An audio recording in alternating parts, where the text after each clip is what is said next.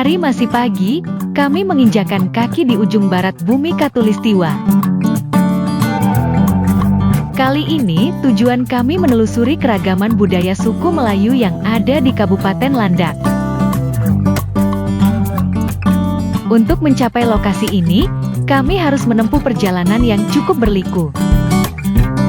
Untuk mencapai tujuan, kami harus melewati Sungai Kapuas, Sungai Landak, dan barisan Bukit Seha. Jarak tempuh menuju perkampungan suku Melayu di Kabupaten Landak, sejauh 180 km, dapat ditempuh dengan kendaraan bermotor sekitar 5 jam. Namun pemandangan yang memanjakan mata mampu menghilangkan rasa penat selama dalam perjalanan.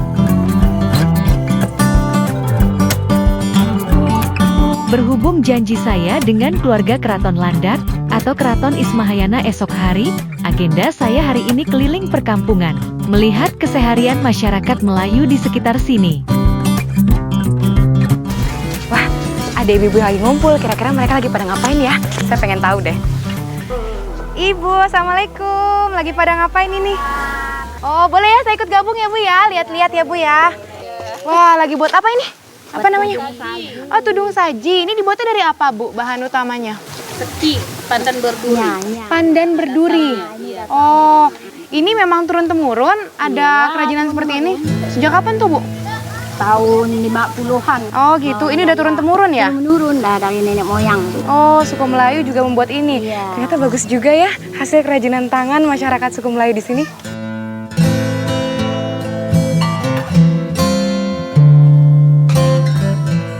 Tak terasa hampir petang. Selama saya berada di Desa Raja, saya menginap di rumah salah satu tokoh masyarakat suku Melayu yang ada di sini, yaitu Bapak Muhammad Daud. Rumahnya sejuk dan juga khas sekali dengan karakteristik rumah khas Melayu. Kalau rumah adat khas Melayu ini namanya rumah apa sih, Pak? Rumah tempat tinggal biasa, rumah panggung. Rumah panggung Iya. ya? Nah, kalau bagian-bagian dari rumah ini terdiri dari bagian apa aja biasanya? Ini namanya kalau di sini dinamakan teras. Teras. Bagian tengah ini apa? Serambi. Oh, serambi. Serambi atau ruang tamu. Ruang tamu Iya. biasanya. Nah, kalau untuk kamar-kamarnya sendiri kayak ada pembagian khususnya Nah, nggak sih, itu Pak? untuk keluarga, untuk keluarga. anak, cucu gitu. Oh, berapa kamar biasanya Pak dalam satu Nah, rumah? kalau rumah ini katakan sekarang tuh ada 6 kamar. Ada 6 kamar. 6 kamar. Ini kelihatannya semua bahannya terdiri dari kayu-kayu ya, Pak? Kayu-kayu. Kayu apa tuh, Pak? Kayu belian. Kayu belian. Belian dan sebagian dari tekam namanya. Apa itu, Pak? Tekam, kayu tekam. Kayu tekam juga. Iya. Itu asli dari Ya, Kalimantan asli Barat. Kalimantan Barat. Kalau ini saya rasa kalau ini sudah 200 tahunan sudah. 200 tahun. 200 tahun. Oh, jadi kayu Fondasi belian ini. ini bisa menahan fondasi selama 200 tahun 2 lebih ya tahun, rumahnya 2 tahun. ya? Meski sebagian masyarakat suku Melayu kini mulai beralih ke rumah-rumah modern, namun tidak sedikit masyarakat yang masih mempertahankan tradisi rumah kayu, yang bahkan mampu bertahan hingga ratusan tahun. Hari ini saya akan memenuhi janji saya untuk bertemu dengan keluarga Keraton Ismahayana Landak. Akhirnya sampai juga saya di Keraton Ismahayana. Di sini terlihat warna kuning dan hijau, sangat mendominasi bangunan keraton ini. Sebenarnya apa filosofi dari warna kuning dan hijau di bangunan keraton ini? Kita cari tahu ke dalam yuk. Assalamualaikum. Waalaikumsalam. Assalamualaikum, Pak. Ini dengan Bapak Gusti Hermansyah? Iya, saya Yunita. Ini mau nanya-nanya, Pak, tentang mengenai seputar keraton ini. Boleh ya masuk ke dalam ya, Pak ya? Saya sambil lihat-lihat. Nah, Pak, kalau dilihat ini kan warna dari keraton ini didominasi oleh warna hijau dan kuning. Sebenarnya filosofinya apa sih, Pak, kalau warna hijau dan kuning gitu? Warna kuning ini menandakan keagungan gitu. Dan kalau warna hijaunya sendiri itu Kalau apa, hijau Pak? ini identik dengan Islam. Lebih jelasnya silakan ke dalam. Terima kasih, Bapak. Nah, ini ruangan apa, Pak? Ini balai tengah namanya. Balai tengah. Kalau yang tadi? Balai utama. Balai utama. Nah, saya lihat di sini banyak foto-foto. Kalau bisa diceritakan sedikit mungkin dari raja pertama hingga yang sekarang ini bagaimana sih, Pak, cikal bakalnya Iya. hingga melahirkan suku Melayu? Cikal bakal kerajaan Antar ini dari Mojopahit. Kawin dengan seorang putri Dayak darah hitam sehingga melahirkan 2 anak tapi lain satu ibu 2 bapak gitu. Oh iya. Satunya lari ke laut, mimpin kerajaan, satunya lari ke darat, mimpin suku Dayak gitu. Jadi kami ini masih bersaudara gitu. Oh gitu, jadi sebenarnya masih ada kekerabatan antara suku Iya. Melayu dan juga suku Dayak ya Pak ya? Ya, yang dulunya suku Darat dengan suku Laut gitu. Oh iya, berarti kakak tua dong Iya. dipanggilnya suku Dayak Iya, dengan iya. suku Melayu ya? Iya, itulah. Baik. Masuk ruangan berikutnya, nuansa keemasan mendominasi hampir di setiap sudut ruangan. Selain terdapat singgasana raja dan permaisuri, sejumlah ornamen bangunan dalam ruangan terlihat sedikit lebih luas dibandingkan dengan ruangan lain di keraton ini yang membuat saya penasaran. Kalau gitu kita mungkin ke ruangan sebelah sana Pak. Iya, sambil melihat-lihat. Ruangan apa ini Pak? Ini balai pertemuan. Balai pertemuan. Kalau ada rapat-rapat raja gitu kan, Oh. dengan raja-raja lain, jadi di sinilah rapatnya gitu. Biasanya yang datang raja-raja dari kerajaan mana aja Pak? Ya, raja Sambas, Raja Sambas ya? raja Pontianak. Yang sekarang ini menjadi kabupaten dan kota yang ada di Iya, Provinsi Kalimantan iya. Barat ya. Bapak bisa ceritain nggak Pak, kalau singgasananya ini terakhir kali ini diduduki oleh Panembahan atau raja di sini kapan tuh Pak? Ini diduduki oleh Suyansa gitu. Dilihat ini kan strukturnya semua dari kayu Pak. Iya. Kenapa alasannya memilih kayu sebagai material untuk membangun balai sebesar ini Pak? Ya, karena kayu ini kan istilahnya lebih tahan gitu. Lebih tahan karena, ya? Karena dulu tuh istilah bahan-bahan itu memang dari kayu gitu, memang tak ada istilahnya bahan-bahan lain gitu kan.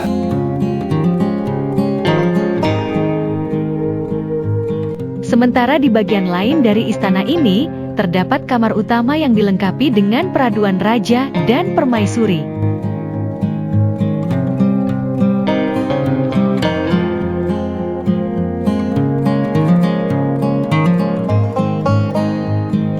Selain istana sebagai bagian utama keraton, di komplek keraton seluas 4 hektar ini juga terdapat bangunan istana permaisuri, serta makam-makam raja atau panembahan dari beberapa generasi. Inilah komplek pemakaman raja-raja dan panembahan, keturunan Raja Ismahayana, dari keturunan ke-30 hingga ke-36.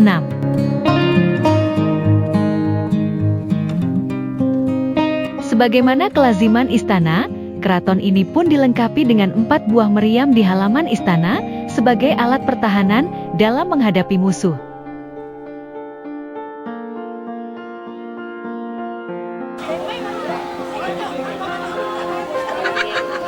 Meski keberadaan saya di kampung suku Melayu Ngabang cukup singkat, namun saya beruntung dapat menyaksikan ritual pernikahan suku Melayu yang syarat nilai-nilai kehidupan.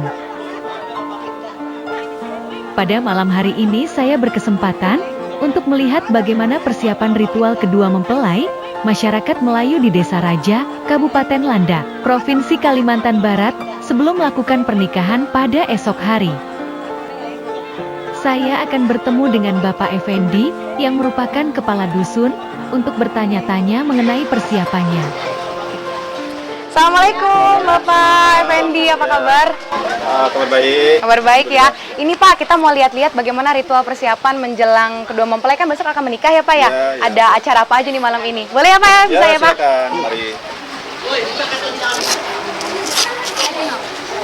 Silakan Bu, Mas. Ayah, terima kasih Pak. Assalamualaikum. Wah, kelihatannya pelaminannya udah siap nih ya Pak ya? Ya, udah siap. Persiapannya apa aja sih Pak? Kalau pernikahan adat Melayu nih katanya panjang ya Pak? Malam ini acara kita setelah sholat Isya ini ada acara betitik. Betitik. Ya. Betitik itu ada beberapa makanan yang harus dicicipi. Itu petuah nenek moyang, orang tua kita. Artinya calon mempelai ini akan menghadapi bermacam hal, bermacam rasa dalam rasa kue-kue bahan-bahan yang disiapkan itu. Kira-kira begitu. Kemudian dilanjutkan dengan acara baca-baca seperti peralatan yang sudah disiapkan ini. Ya. Setelah baca-baca, kemudian ada hataman Al-Quran juga Oh, hatam Al-Quran juga. Itu buat kedua mempelai? untuk pihak Perempuan. Oh, bagi perempuan saja. Kadang hataman ini bisa dilakukan sehari sebelumnya, bisa juga besok setelah nikah. Iya. Nah, katanya juga sebelum betiti ada ritual betangas juga ya Pak ya Oh, katanya. iya. Nah, itu bisa diceritakan nggak Pak? Apa sih Pak betangas itu? Betangas itu untuk membersihkan badan, mewangikan badan dengan rerempahan yang direbus sedemikian rupa sampai mengeluarkan asap aroma yang baik. kemudian dibungkus sama tikar, gulungan. Nah, jadi mempelai itu berada di dalam itu. Oh, semacam Kira-kira sauna udah ya. kurang panasnya lagi, buka sampai keringatan begitu kan. Itu mempelai. untuk kedua mempelai ya? Iya, kedua mempelai. Kedua mempelai. Itu dilakukan terpisah atau bersama-sama, Pak? Kadang boleh bersama-sama, kadang masing-masing di rumahnya gitu, keluarganya sendiri yang ngatur. Setelah pengantin, ini ada arak-arakan turun pengantin. Oh, turun pengantin itu biasanya kapan? Turun pengantin itu biasanya dari mempelai laki-laki menuju ke rumah mempelai perempuan. Itu biasanya berarti menjelang pernikahan ya, Pak? Menjelang akad? Turun pengantin itu menjelang akad nikah. Menjelang akad nikah. Kadang ada juga yang setelah menikah. Oh, ada juga. Tergantung koordinasi yang dua belah pihak. Nah, kami mohon kepada waktu sanok menjadi. Melihat keingintahuan saya yang begitu besar, Pak Kadus Raja, yaitu Bapak Effendi, mengundang saya turut bergabung bersama tamu, yang siap melaksanakan kegiatan lainnya berupa betiti, khatam Quran, dan juga al-barzanzi.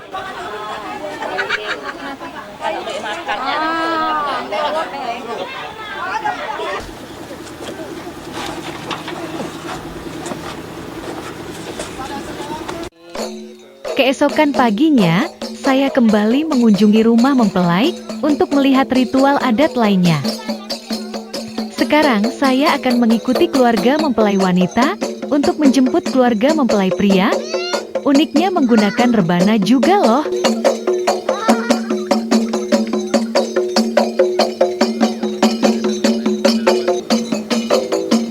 Sebenarnya, kegiatan turun rumah atau arak-arakan ini dilakukan setelah akad nikah, namun kali ini berdasarkan kesepakatan keluarga besar. Arak-arakan dilakukan sebelum akad nikah, tapi tidak mengurangi kesakralannya.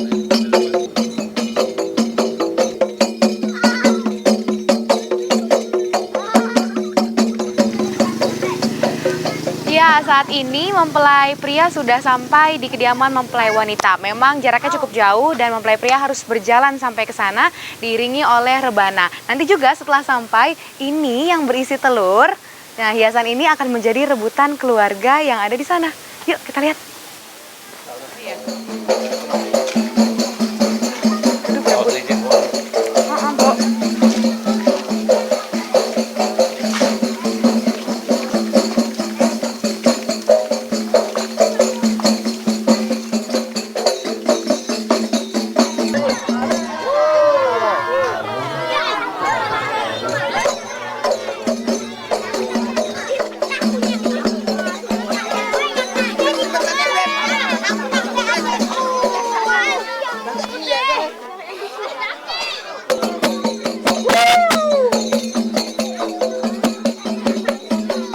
Setelah mempelai pria digendong menuju pelaminan, inilah acara yang paling sakral di antara semua rangkaian acara, yaitu ijab kabul, yang merupakan perjanjian antara manusia dengan Tuhannya. Ya Wandi bin Jawawi, saya nikahkan engkau dengan keponakan saya yang bernama Suryani binti Alisman, serta mas kawinnya uang sebesar Rp20.000 tunai. Saya terima nikahnya Suryani binti Alisman dengan mas kawin uang sebesar 20.000 dibayar tunai. Bagaimana saksi? Sah. Alhamdulillah. Alhamdulillahirrahmanirrahim. Wassalatu wassalamu ala asyrofil anbiya'i wal mursalin. Ketegangan menghadapi ijab kabul sudah berakhir dan mereka kini resmi menjadi suami istri. Ini lewat pertemuan Tapi masih ada beberapa ritual lagi yang harus mereka lewati, yakni suap-suapan nasi pertemuan jodoh, disertai mendengarkan petuah-petuah orang tua.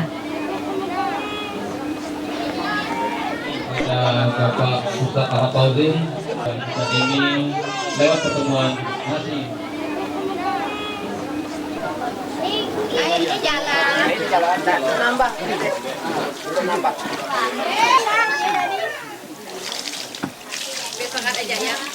Dan ini yang paling seru, ritual pamungkas mandi pengantin. Mandi pengantin ini merupakan ritual terakhir dalam pernikahan suku Melayu, dan ini ditunggu-tunggu oleh para gadis dan bujang yang ada di desa ini.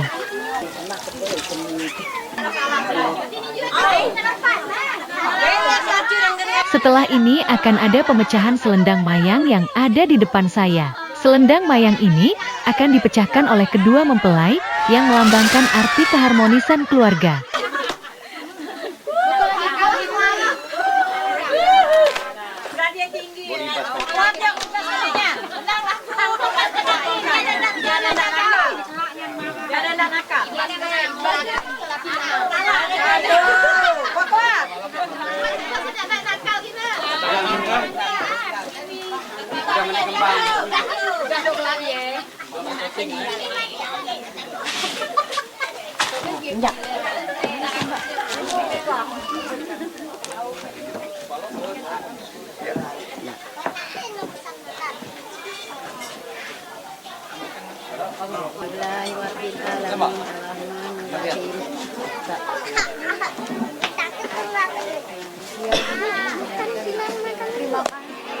Udah.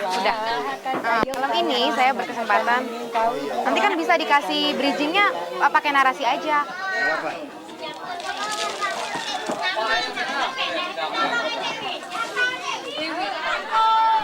Ternyata, kesabaran pengantin masih harus diuji. Keduanya baru bisa berkumpul sebagai suami istri sehari kemudian. Berat juga ya, ujian menjadi pasangan pengantin Melayu ini.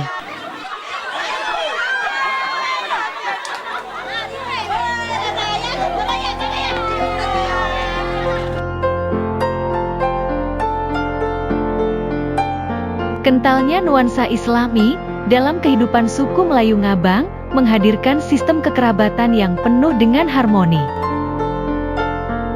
Dari Desa Raja Bumi Hatulistiwa, meminjam pantun yang sangat terkenal dari suku Melayu. Kalau ada sumur di ladang, boleh kita menumpang mandi. Kalau ada umur panjang, boleh kita berjumpa lagi dalam suku-suku yang lebih menarik.